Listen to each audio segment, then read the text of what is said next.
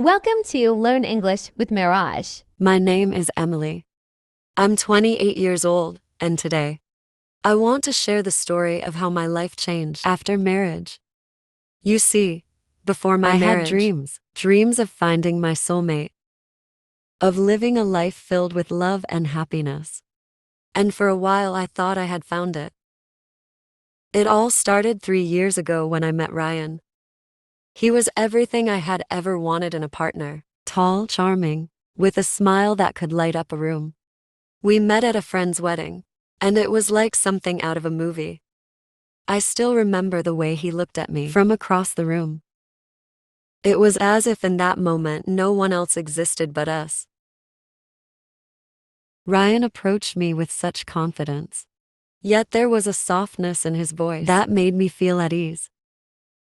"Hi," he said. "I'm Ryan, and you are the most beautiful woman I've seen tonight." I laughed nervously, not knowing what to say. But he kept talking, telling me about himself, asking about me, and making me laugh with his silly jokes. By the end of the evening, we were dancing together under the fairy lights, and I felt something I had never felt before. A spark, a connection. After that night, Ryan and I started seeing each other. We went on long drives, had picnics at the park, and spent hours talking about everything. Our dreams, our fears, our childhood memories. He would surprise me with flowers, leave little notes on my car, and always find ways to make me feel special. One evening, after about a year of dating, Ryan took me to the beach. The sun was setting, and the sky was painted in shades of pink and orange. We walked barefoot along the shore, laughing and holding hands. Then he suddenly stopped and knelt down on one knee. My heart started racing as he pulled out a small, velvet box. "Emily," he said, looking up at me with tears in his eyes. "You are the love of my life. I can't imagine a single day without you. Will you marry me?" Tears streamed down my face as I said yes. "Yes, of course, will." He slipped the ring onto my finger, and we kissed as the waves crashed against the shore. It felt like a dream, like something out of a fairy tale. Our wedding was magical. My family adored Ryan, and his family welcomed me with open arms. We got married in a beautiful garden, surrounded by flowers and fairy lights. I wore a white lace gown, and Ryan couldn't take his eyes off me. We danced our first dance to Perfect by Ed Sheeran, and as he held me close, he whispered, "I will love you forever, Emily." I believed him. I believed every word he said. The first few weeks of our marriage were like a dream. Ryan and I moved into a cozy little house on the edge of town. We spent our evenings cooking together, watching movies and dreaming about our future. He would kiss me on the forehead every morning before leaving for work and tell me he loved me. But then everything changed. It started with small things. Ryan would come home from work looking stressed.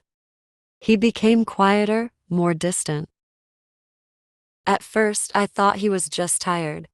But then, he started getting angry over the smallest things. If dinner wasn't ready on time, or if I asked him many questions about his day, he would snap. One night, he yelled at me for accidentally breaking a glass. His voice was so loud and his face was so red, I barely recognized him. "I'm sorry, Ryan," I said, trembling. But he didn't calm down. He stormed out of the house and didn't return until hours later. As days turned into weeks, Ryan's behavior became more unpredictable. One night I woke up to find him gone. Panicked, I searched the house and found him standing on the roof, staring at the sky. "Ryan," I called out, my voice shaking, "what are you doing up here?" He turned to me, his eyes wild. "Do you hear them, Emily? The voices? They won't stop." I froze. Voices. What was he talking about? That's when I realized something was wrong. Terribly wrong. Ryan wasn't just stressed. He was battling something much deeper. Something he had never told me about. Ryan, I said softly, taking a cautious step toward him. Come inside. It's cold out here. We can talk, okay? Whatever it is, I'm here for you. He hesitated for a moment, then nodded slowly and followed me down. I made him some tea and sat beside him on the couch. He held the cup, staring into it, as if it held the answers to all his problems. Ryan, I said gently, are you okay? You can tell me anything. For a moment, I thought he might open up, but then he shook his head and gave me a weak smile. I'm fine, Emily. Just a bad day, that's all. Over the next few weeks, Ryan's behavior became more erratic. He would wake up in the middle of the night, pacing the room and muttering to himself. Sometimes I'd find him sitting in the dark, staring at nothing. When I tried to talk to him, he'd either brush me off or get angry. Once when I asked him why he was so stressed, he yelled, "Why can't you just leave me alone?" and slammed the door. But it wasn't just the anger that worried me. It was the fear in his eyes. He looked like a man haunted by something I couldn't see. One night, everything came crashing down. I was in the kitchen preparing dinner when I heard a loud crash from the living room. I ran in and found Ryan standing over a shattered mirror, his fists bleeding. Ryan, what happened? I cried, rushing to his side. He looked at me, his eyes filled with tears. They won't stop, Emily. He whispered the voices. They keep telling me things. I can't take it anymore. My heart broke as I realized the truth. Ryan wasn't just angry or stressed. He was fighting a battle with his own mind, and he hadn't told anyone, not even me. That night, after Ryan fell asleep, I sat in bed, unable to stop crying. I thought back to all the signs I had missed, all the times he had tried to hide his pain. I knew I couldn't ignore it anymore. I needed to help him, but I didn't know how. The next day I called his sister Rachel. She was the only family member Ryan was close to, and I hoped she could give me some insight. Rachel, I said, my voice trembling, I think something's wrong with Ryan.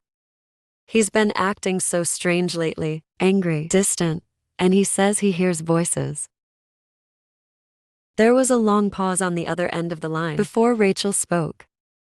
Emily, she said quietly, there's something you need to know. Rachel explained that Ryan had been diagnosed with severe schizophrenia in his early 20s.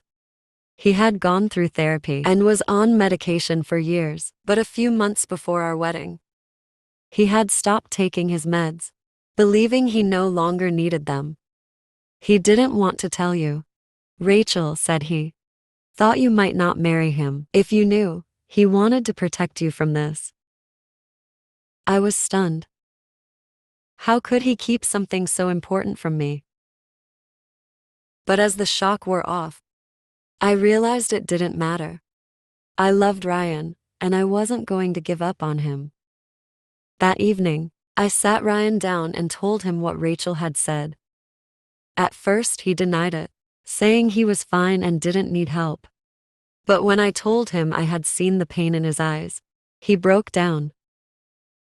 I didn't want you to see me like this, he said, tears streaming down his face. I thought I could handle it, Emily.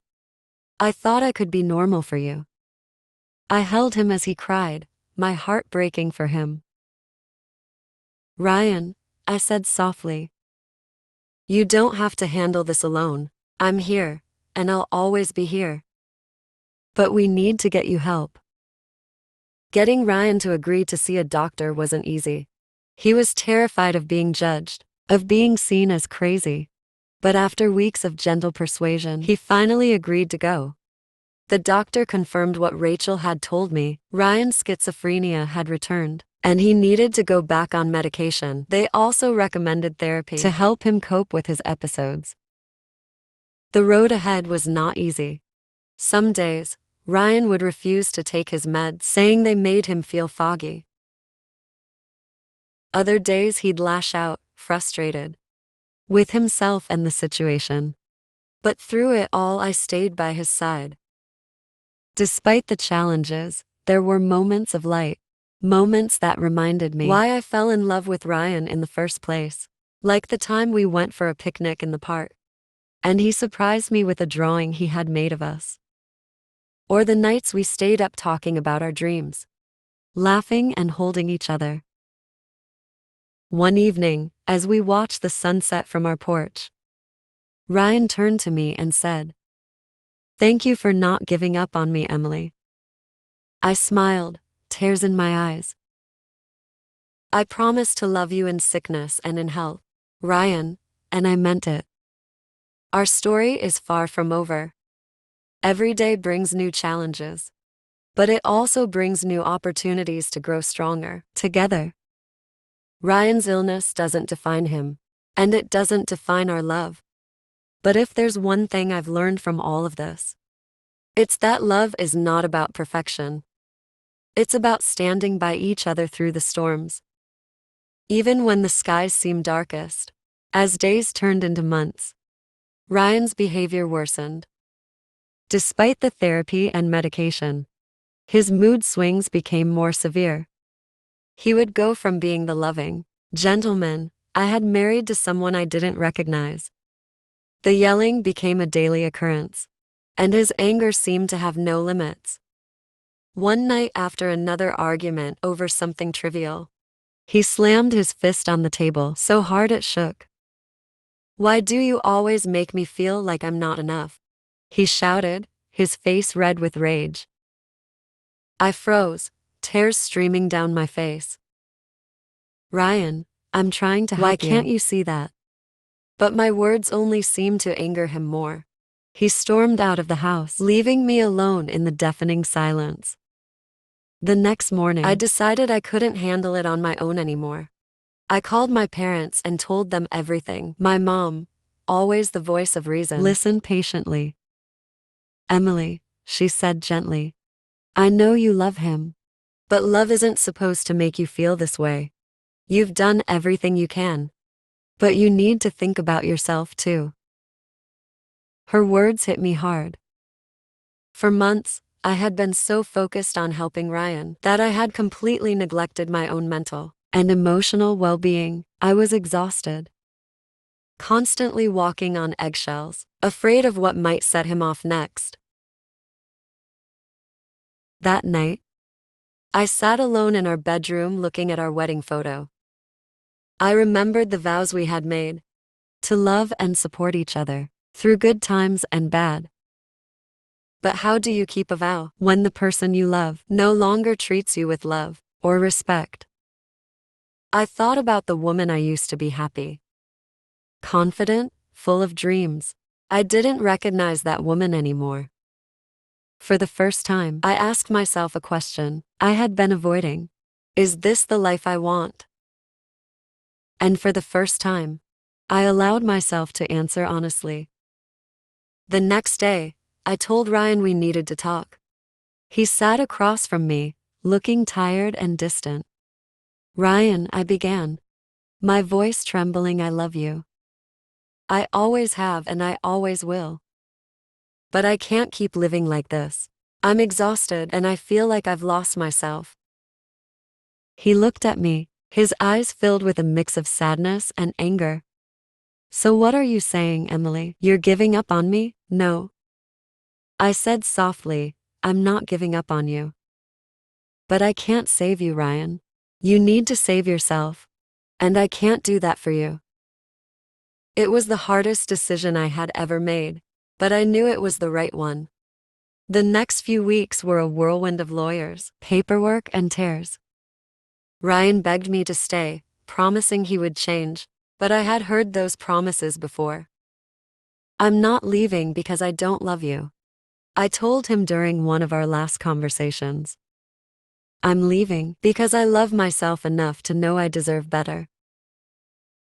After the divorce, I moved back in with my parents. At first, I felt like a failure as a wife. as a person. But with time, I began to heal. I started going to therapy, where I learned to process everything I had been through. I also started rediscovering myself. I took up painting, something I had loved, but it stopped doing during my marriage. I reconnected with old friends and began to rebuild my confidence. 2 years later, I was a completely different person, stronger, wiser, and happier. One sunny afternoon, while sitting at a cafe, a man approached me. He had kind eyes and a warm smile. "Hi," he said. "I couldn't help but notice you from across the room. Would you mind if I joined you?" I hesitated for a moment, then smiled. "Sure." We spent hours talking, and for the first time in years, I felt something. I thought I had lost hope. Today, as I sit here telling you this story, I realize that my marriage to Ryan was both the hardest and most important chapter of my life. It taught me the true meaning of love, not just for someone else, but for myself. I don't blame Ryan for what happened. He was fighting battles I couldn't understand, and I hope he finds peace someday. But I've learned that sometimes the best way to love someone is to let them go. Life doesn't always go the way we plan, but it has a way of leading us to where we're meant to be. For me, that meant walking away from a relationship that was breaking me and finding the strength to start over. And as I look forward to this new chapter of my life, I carry with me the most important lesson I've ever learned. What appears perfect isn't always real, but what's real is always worth fighting for. Emily's story carries two very powerful lessons for anyone who is starting their journey with someone new or thinking about making a lifelong commitment. The first lesson she shared is this: think carefully before taking any big decision. Love can feel magical and overwhelming, especially in the beginning when everything seems perfect. But love alone isn't enough to build a life together. It's important to take the time to truly understand the person you're committing to. Do they share your values? Can they communicate with kindness, even during disagreements? Are they willing to face life's challenges together with you? Emily admitted that she rushed into her marriage with Ryan, swept away by the romance of it all. She trusted her heart, but she didn't take the time to ask deeper questions or notice the red flags that were there. While love is important, it's equally important to approach such decisions with clarity and thoughtfulness. Life isn't a fairy tale. It's real, and it requires real effort. The second equally vital lesson she learned is this: a person is not always what they appear to be. What we see on the surface is often just one part of someone's story. Ryan seemed perfect, kind, romantic, and thoughtful. But beneath that exterior, he was battling issues that Emily only discovered after they were married. This doesn't mean you should distrust everyone you meet, but it does mean you should take the time to truly get to know someone before committing your life to them. Observe how they handle stress, how they treat others, and how they respond when things don't go their way. Don't let appearances blind you to the truth. Emily's experience is a reminder that love should not just feel right. It should also make sense. A lifelong commitment is one of the biggest decisions you'll ever make, and it deserves your patience, your attention, and your wisdom. Before starting a life with someone, ask yourself, do I truly know this person? Are we ready to grow together, even through the hard times? Emily's journey, though painful, taught her that it's better to wait and be sure than to rush into something that could bring heartbreak later. Her story encourages everyone to approach love with both their heart and their mind, ensuring that the foundation they build their life on is strong, honest, and true.